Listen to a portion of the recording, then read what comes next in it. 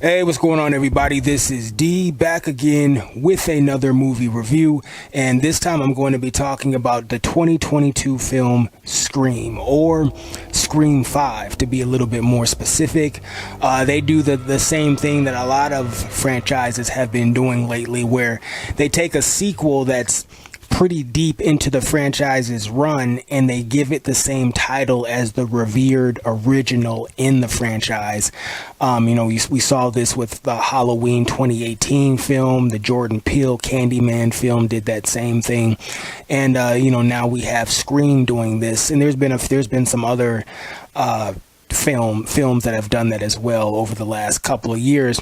Now, I'm typically not a fan of that tactic, but I will say for the Scream franchise, it does kind of make sense due to the kind of self-referential meta nature of the Scream franchise. It does make sense for this one to be called Scream, because the whole film is kind of centered around what happened in the original Scream, and there's a lot of callbacks to that film, and it's just a very meta situation, so it makes sense for this franchise, but typically I'm not a fan of that tactic. But anyways, when it comes to the Scream franchise, I liked the first two films. Obviously, the first one was a very kind of milestone, iconic type moment in the horror franchise. There definitely was a kind of a shift when that came out. I remember that whole Kevin Williamson run that he had, where you had the Scream films, and then you had I Know What You Did Last Summer, and then you had there was an Urban Legends film, and then you had The Faculty, which was actually pretty entertaining. So I remember that whole period of time in movies. Now, I did see Scream 3, but I don't really remember enough about it to be able to justifiably pass judgment on it, so I can't really say whether it was good or not.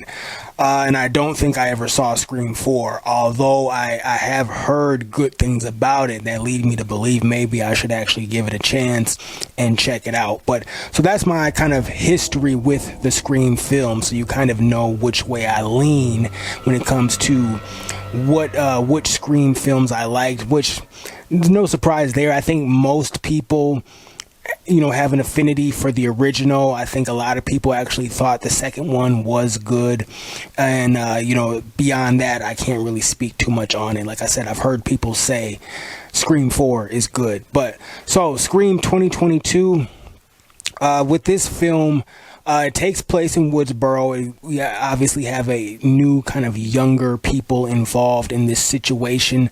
A lot of this cast, these kind of newcomers to the scenario, they are related in some form or another to the original people that were involved in the Woodsboro murders in the first Scream. So you have some people that are kind of related to some of the victims that were, people that were are potential victims of the first Scream, and then you have some that are one in particular. And let me just say off the bat, this is a spoiler review, but I think most people have kind of seen this film by now, at least the people that were really, really excited to see it. But for those that still haven't seen it and don't want anything spoiled about it, I will say this is kind of a spoiler review. It's not totally spoilerish. I'm not going to touch on everything, but for the most part, it does kind of serve as a spoiler review. So you have some people that are related to kind of some of the quote-unquote good guys from the original Scream film, but you also have somebody in particular who's related to one of the murderers, Billy Loomis, from the original Woodsboro murders. But this person is actually a protagonist in this film. She's one of the good guys. She's actually our, I guess, for lack of a better term, I don't know if it still applies to this particular film, but she is our final girl, so to speak, in this. So, and I thought that was an interesting twist on things. But Neve Campbell does return as Sidney Prescott, and then you have David Arquette returns as Dewey, and Courtney Cox returns as Gail Weathers. Now, they're not in the movie all the way through, other than, say, Dewey But Sidney Prescott and Gale Weathers, they kind of come into the fold a little bit later in the movie, but then once they come into the fold, you do see them fairly consistently, but they're not really asked to carry the film. So you got to keep that in mind. Whereas David Arquette's character Dewey, he actually has to invest quite a bit more into the story and everything, as opposed to what Sidney Prescott and Gale Weathers seem to have to invest. Dewey is the first person that our newcomers go to when they look for help to kind of figure out what's going on with these attacks that have started back up, and he does decide to help them after at first kind of turning them down because he's been attacked so much. His body has been through so much violence, and his life has kind of been torn apart so much by things that resulted from the series of different ghost face encounters and whatnot. But then he does eventually decide to help them, and he really does invest himself in the situation, and spoiler alert, he ends up finally paying the ultimate price for being involved with this stuff. So, and I'm not going to really go deep into spoilers and how it ends, but some of the things that I've said have already served as kind of spoiler type stuff. But so what I liked about this movie, I thought the movie had a good mix of kind of the old and the new. There was heavy kind of nostalgia due to the movie taking place in the same location and many of the same houses as the original from in Woodsboro and everything. And then three of the bigger players from the original cast, perhaps obviously if you talk about Dewey and Sidney Prescott, and I guess Gale Weathers too, you really have the three biggest main characters from the the original few Scream films here. So it really, you have a good mix of new and the old. I thought the nostalgia mixed with the fresh faces, the fresh new faces and whatnot, very well. There was a good balance. The movie doesn't rely on the OGs of the franchise to carry everything through. A lot of the most interesting portions and exciting portions of the movie don't even involve Sidney Prescott specifically, which might be kind of surprising for some, because typically you would think Sidney Prescott would be at the center of everything involving this, and she's really not, even though she's the one that you would look to have to provide the most guidance and the most help and the most knowledge in this situation. And she does provide all of that, but she provides it in a very kind of almost drive-by fashion. Like in retrospect, when I think about the movie, she shows up usually with Gale Weathers to some extent, not always, but she shows up and she gets involved, provides assistance, a little help, advice, whatever, and then she kind of goes away for a little bit, and it's back to the newcomers kind of handling things again. And then every once in a while Sidney Prescott will come into the fold once again. So it was an interesting way they did it. I think it was like I said, a good balance, a good dose of having her presence there, which to me is key, because Sidney Prescott to a Scream film is pretty much exactly like Jamie Lee Curtis to a Halloween film. Like, you really want that character to kind of be involved in some form or fashion. So, I liked the amount that she had, the amount of kind of screen time and involvement that she had in this film, even though it did kind of feel like her impact in terms of OGs, her impact was at least second to David Arquette. David Arquette had the biggest impact on the events of this movie, at least when it comes to the OG crew from the original film. So, and that was an interesting thing. I wasn't bothered by that at all, because David Arquette actually gave a really good performance, and I think his death scene was a big kind of moment in this film. I think they did it in a good fashion. it was fitting in a kind of tragic way. It was fitting because in the beginning, when Dewey turns them down and he's talking about how he doesn't want to help them, he talks about how he's been stabbed 9 times and he has nerve damage and his body has been put through all of these rigors, and then of course his kind of relationship with Gale Weathers fell apart, all that type of stuff. So he indicates those things as why he just can't bring himself to get involved with this, but then he goes back on that and decides to actually help them out. And in the end, him choosing to help them out ultimately cost him his life, where he receives a whole lot more additional stab wounds to the ones that he had. And in his death, at the moment when he dies, I thought it was a good moment, because Ghostface, as he's finishing him off, he says, "It's an honor." And I thought that fit well. It was a cool little moment, and it made a lot of sense when you think about the fact that Dewey and of course Sidney Prescott, Gale Weathers, all these people are pretty kind of legendary around Woodsboro at this point because of the legend of what happened in those Woodsboro murders, and then the fact that those Woodsboro murders went on to be turned into a lot of stab movies.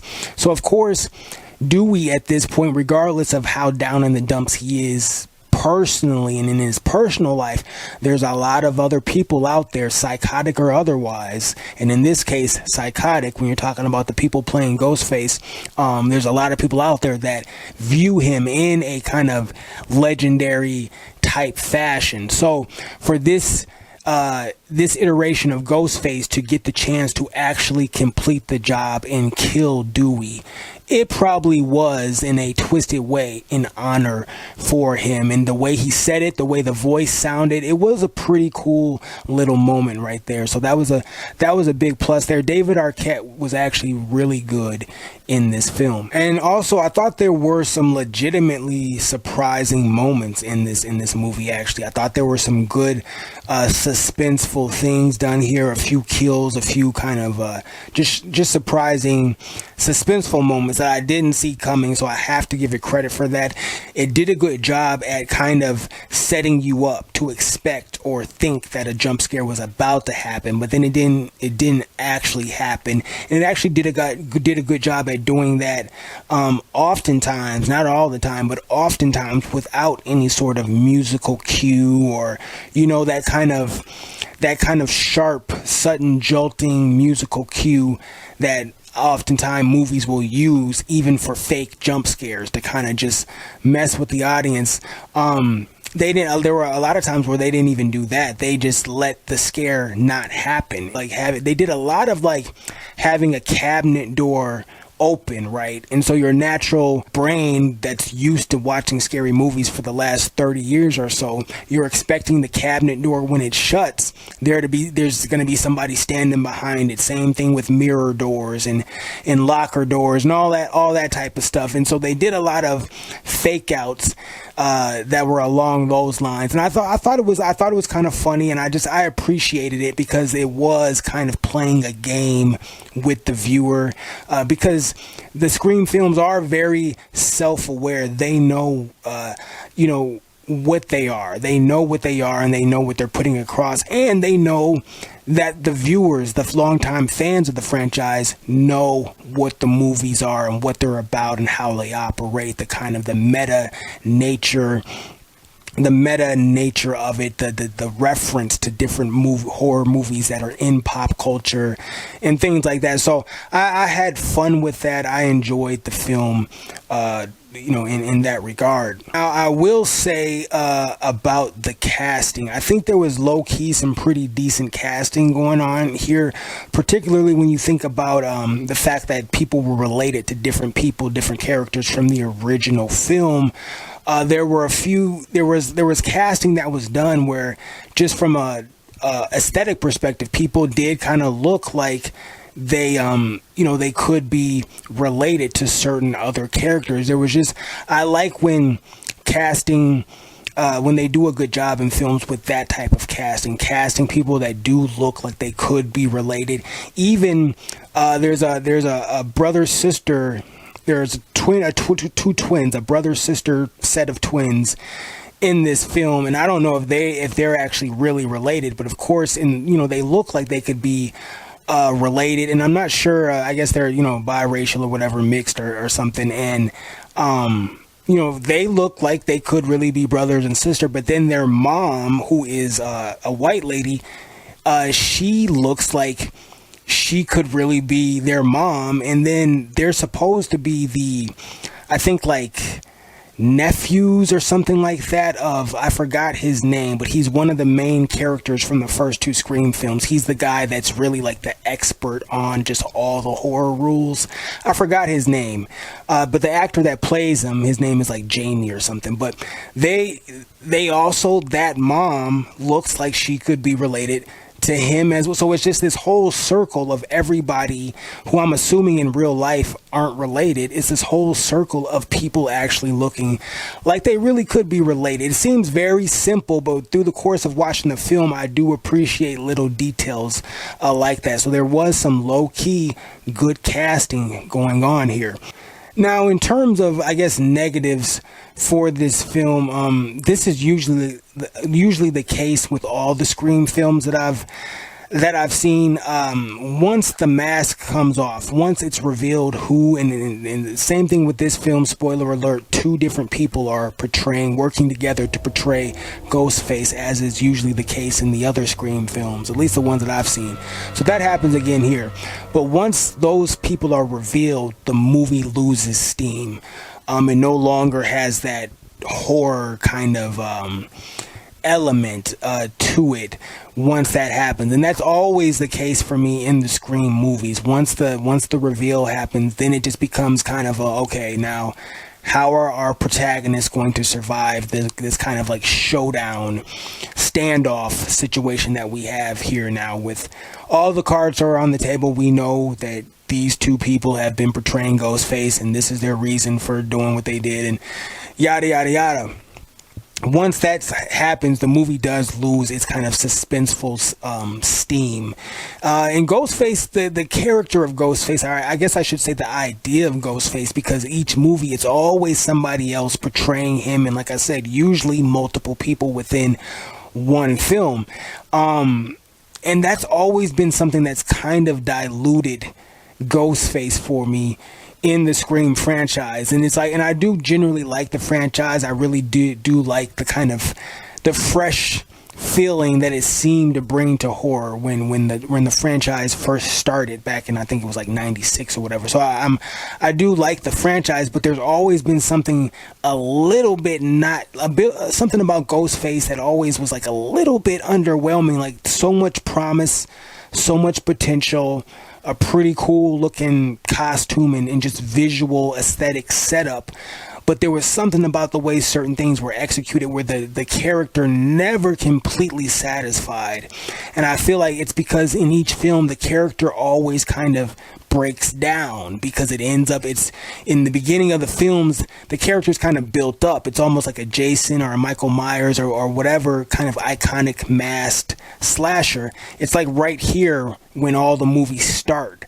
But then the characters eventually, by the end of the movie, breaks down and kind of disintegrates, because it breaks down into two people that were portraying the character, and they come out of costume, the mask comes off, you see who these basically regular looking ass people are that were in the costume. And oftentimes the people that were in the costume don't really seem to have the same physicality and the same menace that Ghostface had when he was, on the prowl doing everything he was doing before we got the big reveal of who the people were up under the mask. So it's this very difficult thing where in the end, I kind of wish from the very beginning Ghostface had always been one person, and maybe even possibly always the same person, like this kind of this entity type thing, instead of it always being kind of a shenanigan type situation. Scream has always been a very Scooby-Doo like franchise to me, and that's not necessarily a bad thing, because when I was a kid I actually liked Scooby-Doo. I thought Scooby-Doo was a very fun show. I liked the kind of haunted house, mystery house, fun nature of it, kind of the kind of Guess Who type nature of it. But then of course the mask comes off, and you see who people are under it, and that's why Scream has always felt like a R-rated adult kind of twist on Scooby-Doo in terms of just how things play out. And that continues here with this film. The people that are revealed to actually be the ones portraying Ghostface, one of them, it makes sense and it works because of just his stature. He's tall, and Ghostface, in his most powerful moments visually in this film, he looks very tall and statuesque. I remember in the beginning of the movie, his first attack, I noticed how kind of tall he looked. It might have been the tallest I've ever seen Ghostface actually look like on screen within a frame. It was one of the most imposing kind of shots, I guess, of the character that I'd ever seen, just from a physical perspective. Like, it kind of looked like a bigger actor was portraying the character than had done it in the past. And then once you see one of these characters that is revealed to be one of the people playing Ghostface, okay, that makes sense because this guy is a relatively tall guy.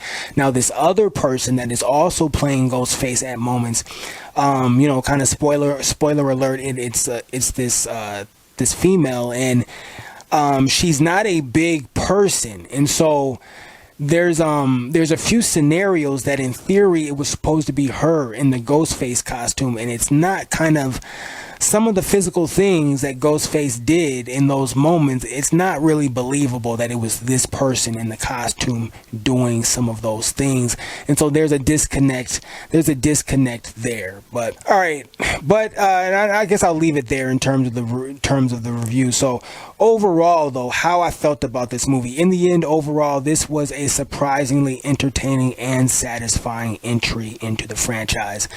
This is coming from somebody who views the first two films as the best ones in the franchise, at least of the ones that I've seen. And this one is one that I would recommend to people who are big fans, particularly of the first film, because everything in this movie is pretty much about the original film and what happened there. So if you're a big fan of that first Scream film, this movie is worth a watch. Like I said, there is a heavy nostalgia energy. Some people don't like that. I enjoyed it with this movie. It didn't really come off like cheap fan service. It came off like it made sense. The way they connected this to the original Woodsboro situation, it made sense. I was fine with it. I enjoyed it. In terms of the violence, the kills, with horror films like this, I usually have to touch on the violence and speak about it a little bit. This is typical Ghostface stuff.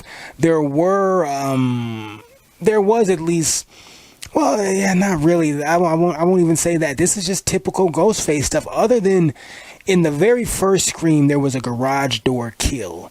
Other than that, I cannot think of too much variation in the way that Ghostface kills victims in these movies. It's usually just some variation of a stab, a slash. It's all just various knife-related,